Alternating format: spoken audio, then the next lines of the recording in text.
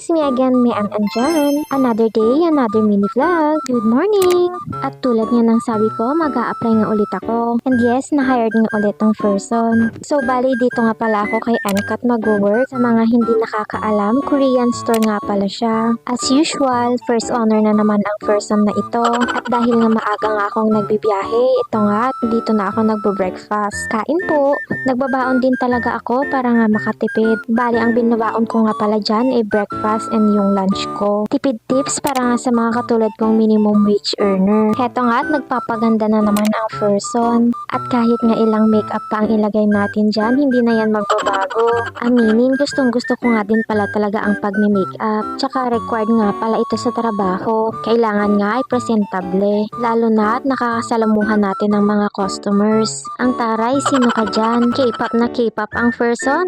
At kahit papaano nga ay nagmukha naman na tayong tao. At kung may pangarap man ako, yun nga ay yung maibigay ko yung buhay na gusto ko para kay Papa. Yung tipong kung magtatrabaho man si Papa ay yung hindi siya mape-pressure. Lalo na at nagkakaedad na din siya. Panahon na nga rin pala upang tulungan si Papa. Wala namang perpektong magulang. Tanggap ko nga rin pala kung ano ang estado namin ngayon. Hindi man nila naibigay sa amin ang buhay na marangya. Basta ang importante ay napalaki kami ng maayos. San nga ay napapaisip na nga rin ako na buti pa sila. Hindi nila nararanasan ang hirap na meron kami. At bilang isang responsableng anak, eto nga at todo kayod ang person. Kung kumayod nga ang person, idaig mo pa ang may 5 anak. Pero paano ko nga ba yun magagawa? Eh kung yung sahod ko nga ay pang survive lang pang araw-araw. Okay na din yun, at least nakakaraos. At ang pera na kinikita natin ay sa maayos na pamamaraan. Laban lang para sa ekonomiya. Isa nga pala akong sales staff. At ang trabaho ng isang sales staff ay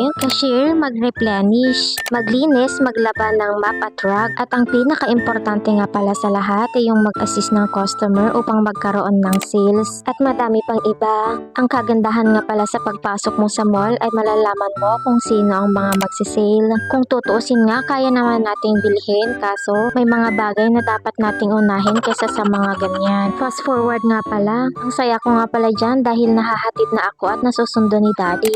Opo, maganda nga ang may service, kaso minsan nga ay nakakatakot din. Salamat sa lahat, Daddy. Hindi nga palagi paldo, hindi nga porket may service na nga ay hindi na kami nahihirapan.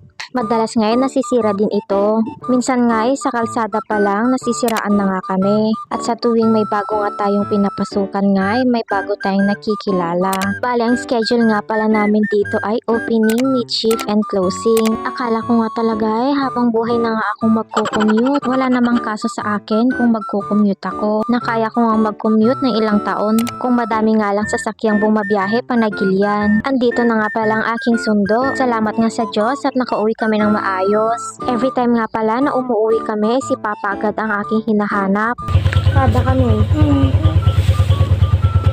Waksi dahil dyan. Di samot paksiw ko ang... Nagsawa. Haan. So yun lang. Thank you for watching.